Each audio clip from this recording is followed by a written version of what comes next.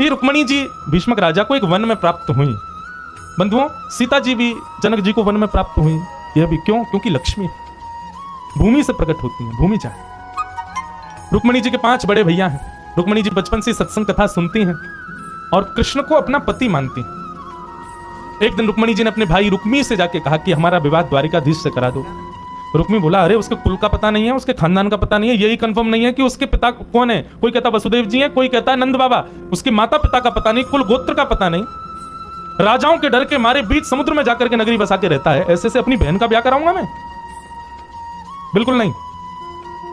रुक्मणी जी क्या कहें, भाभी से जाके कहा, बोले आप समझाओ ना भैया को। भाभी ने कहा, एक बात बताओ, तुम द्वारिकाधीश से ब्याह करना चाहती हो, एक पक्षी बात है, वो करना चाहते हैं कि नहीं, तुमको पता चला? बोले नहीं, ये तो नहीं पता मुझे। बोले पहले ये तो कंफर्मेशन करो कि उनको तुमसे ब्याह करना है कि नहीं। कैसे करूं? बोले पत्र लिखो। तब रुक्मणी जी ने पत्र लिखा। आज भी द्वारिका में रोज बंधुओं, द्वारिका के लोकल लोग रात्रि में द्वारिकाधीश को शयन कराते हैं तो रुक्मणी जी का पत्र सुनाते हैं। रुक्मणी जी ने 7 श्लोकों में पत्र लिखा। मानो प्रत्येक श्लोक में रुक्मणी जी ने एक फेरा ले लिया ठाकुर जी से। श्रुत्वा गुणान भुवन सुंदर शृणुवतां ते निर्विश्य कर्ण विवरै हरतुंगतापम रूपम दृशाम दृशिमताम अखिलार्थ लाभम त्वय्यच्युता विशति चित्रत पत्रपम में। यदि कोई नव विवाहिता या फिर जिसका विवाह ना हुआ हो या कोई भी माताएं रुक्मणी जी के पत्र को नित्य गान करे तो उनके पति में द्वारिकाधीश जैसे लक्षण आने प्रारंभ हो जाते हैं, द्वारिकाधीश जैसे गुण आ जाते हैं। इसलिए रुक्मणी जी का पत्र, वैसे तो शास्त्र आज्ञा है कि नव विवाह जिनका होने वाला है उनको नित्य पाठ करना चाहिए। द्वारिकाधीश जैसे थोड़े थोड़े गुण आ जाएंगे होने वाले पति में। रुक्मणी जी ने पत्र लिखा और एक ब्राह्मण को बुलाया। ब्राह्मण को बुला के कहा, लो द्वारिकाधीश को दे दो जितना जल्दी हो सके। यहां शिशुपाल ने रुक्मणी जी का विवाह पक्का कर दिया। रुक्मी ने शिशुपाल से रुक्मणी जी का विवाह पक्का कर दिया। रुक्मणी जी ने पत्र भिजवाया, ब्राह्मण लेकर के पत्र पहुंचा। बहुत दूर है कौंडन्यपुर। कौंडन्यपुर कहां है? अमरावती, महाराष्ट्र। वहां से द्वारिका कितना दूर है? ब्राह्मण बेचारा 2 दिन में पहुंचा। जाकर के पत्र भगवान को दिया। भगवान अकेले बैठे थे, सुबह सुबह ब्रह्म मुहूर्त का समय हो रहा था। ठाकुर जी बोले, कहां से लाए हो? बोले भीष्मक राजा की बेटी रुक्मणी जी ने भेजा। भगवान बोले, अच्छा पढ़ के सुनाओ। बोले आपका निज पत्र में क्यों पढ़ूं? ठाकुर जी बोले, हमारी कोई भी बात निजी नहीं है। कलयुग में हमारी सारी निज कथाएं व्यास लोक वक्ता बन के कथा में सुनाया करेंगे। हमारा कुछ भी प्राइवेट नहीं है। सुनाओ क्या लिखा है। जैसे ही ब्राह्मण ने पढ़ा, श्रुत्वा गुणान भुवन सुंदर शृण्वतां ते निर्विश्य कर्ण विवरै हरतौंगतापम, प्रथम श्लोक सुना था बस ठाकुर जी ने। बोले बस, उठ गए ठाकुर जी। ब्राह्मण बोला, पूरा तो सुन लीजिए। बोले नहीं, क्या करना है फिर? मैं जाके उनको क्या कह दूं? आपकी तरफ से मना है? नहीं नहीं मना नहीं, हम रथ ला रहे हैं, बैठो हमारे संग चलते हैं, ब्याह करके लाएंगे। भगवान ब्राह्मण देवता बोला, इतनी जल्दी राजी हो गए? पूछ तो लीजिए, रूप कैसा है, नाक कैसी है, आंख कैसी है, गुण कैसे हैं? ठाकुर जी बोले, आपने जो पत्र पढ़ा ना, उस पत्र का पहला शब्द ही बता रहा है कि रुक्मणी कैसी है। क्या लिखा है? बोले श्रुत्वा गुणान भुवन सुंदर शृण्वतां ते, मतलब रुक्मणी ने मुझे कभी देखा नहीं है, इसका मतलब वो रूप पर आसक्त नहीं है। मुझे कभी मिली नहीं है, इसका मतलब मेरे वैभव पर आसक्त नहीं है। उसने सदा संतों से मेरी कथा सुनी है और निश्चित है कथा के प्रति उसकी रति है, तो सारे गुण जो एक पत्नी में होने चाहिए सब हैं उसके अंदर। इसलिए मुझे आगे और कोई गुण नहीं चाहिए। मतलब यहां पर एक भाव यह प्रस्तुत होता है कि भक्त के अंदर क्या गुण है क्या नहीं है, इससे ठाकुर जी को कोई अभिप्राय नहीं। उसको कथा में रुचि है, इससे ठाकुर जी प्रसन्न है। ठाकुर जी बोले, कथा में रुचि रखती है तो निश्चित है कि जितने गुण एक पत्नी में होने चाहिए सब हैं उसके अंदर, क्योंकि कथा में सब सीख जाता है व्यक्ति। चलो, और ब्राह्मण को रथ पर बैठा करके भगवान सीधे कौंडन्यपुर पहुंचे। ब्राह्मण को आने में लगे थे 2 दिन, लेकिन वापस पहुंचने में लगे चंद मिनट। भगवान ने तो हवा की तरह रथ दौड़ाया अपना। यहां रुक्मणी जी देवी पूजा के लिए जा रही हैं। जय जय गिरिवर राज किशोर, जय महेश मुख चंद्र चकोरी। रुक्मणी जी जा रही थी, तभी रुक्मणी जी ने देखा वो ब्राह्मण खड़ा हुआ है सामने। रुक्मणी जी बोली, तुम अभी तक गए क्यों नहीं? 2 दिन हो गए। ब्राह्मण मुस्कुरा के बोला, हम गए और द्वारिकाधीश को संग ले भी आए। रुक्मणी जी बोली, द्वारिकाधीश? बोले मतलब? अरे ठाकुर जी ने तो आपका पत्र का पहला श्लोक सुना, उसी से इतने रीझ गए। मैंने कहा भाई पूछ तो लो, देखने सुनने में कैसी है। बोले हमें कुछ नहीं सुनना, हमको तो इससे ही ब्याह करना। आ गए। रुक्मणी जी तो वहीं नाचने लगी। हाँ, कहाँ है द्वारिकाधीश? बोले मंदिर के पीछे खड़े हैं। दूल्हा बन रहे हैं, श्रृंगार करा रहे हैं अपना। ब्रह्मा जी आए हैं श्रृंगार करने, सबसे बढ़िया मेकअप आर्टिस्ट पूरी दुनिया को जिसने बनाया ब्रह्मा।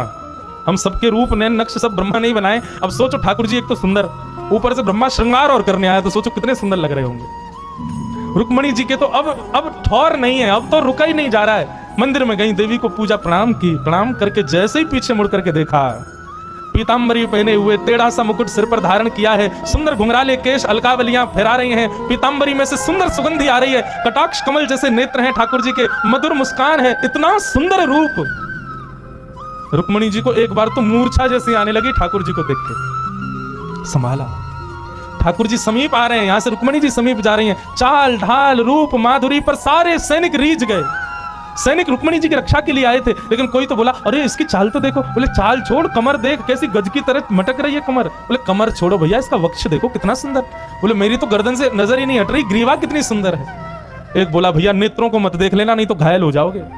मैं अपनी कथा में एक पद गाता हूं, जादू भरी तेरी आंखें जिधर गई, जादू भरी तेरी आंखें जिधर गई, जादू भरी तेरी आंखें जिधर गई, जादू भरी तेरी आंखें जिधर गई। ओ नैनों की कटारी वारी वारी छुई छुई छतियां से उतर गई, नैनों की कटारी वारी वारी छुई छुई छतियां से उतर गई। ओ जादू भरी तेरी आंखें जिधर गई, जादू भरी तेरी आंखें जिधर गई, जादू भरी तेरी आंखें जिधर गई, जादू भरी तेरी आंखें।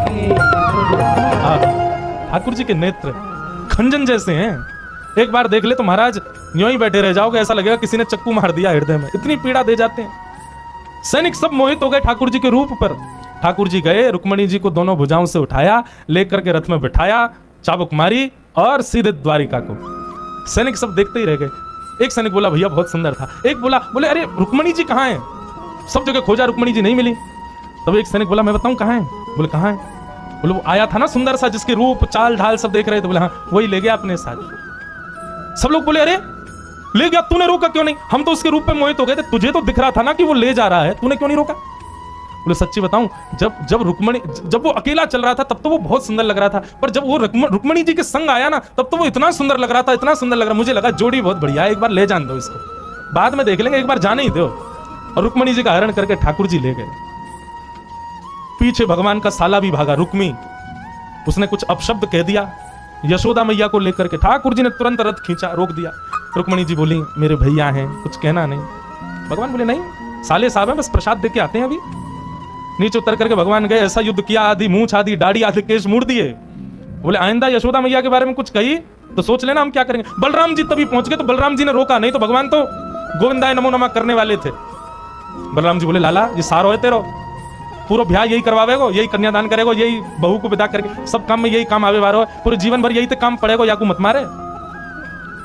बलराम जी ने युद्ध संभाला। ठाकुर जी रुक्मणी जी को लेकर के द्वारिका पहुंचे। वसुदेव देवकी जी ने लाला को समझाया, बोले लाला ब्याह तो कम से कम डट के कर ले, एक जगह रुक के कर ले, तेने सबरे काम ऐसे ही किए, उठ पटांग ऊपर नीचे दौड़ भाग के, ब्याह तो आराम से कर ले। ठाकुर जी बोले अब आपकी इच्छा, देखो इनको हमसे ब्याह करना है और हमारी भी इच्छा है कि हम भी इनसे ही ब्याह करेंगे, आपको यदि योग्य लगे तो आप हमारा ब्याह करा दो। देवकी मैया बोली जब इतनी माता पिता की आज्ञा की इच्छा है तो फिर हरण करके क्यों लाए हो। ठाकुर जी बोले हमने हरण नहीं किया, इन्होंने पत्र में लिखा था कि परसों हमारी सगाई होने वाली है, उससे पहले हमारा हरण कर लो, नहीं तो हम प्राण त्याग देंगे, इसलिए हम हरण करके लाए। ठाकुर जी मर्यादा नहीं तोड़ते, रक्षा की प्राणों की। वसुदेव जी ने पुनश्च रुक्मणी जी को कौंडन्यपुर पहुंचवाया और पत्र लिखा राजा भीष्मक को कि आप अपनी नगरी सजाओ, हम अपने लाला की बारात लेकर के आ रहे हैं। बंधुओं भागवत में वर्णन है कि एक भी व्यक्ति राजी नहीं था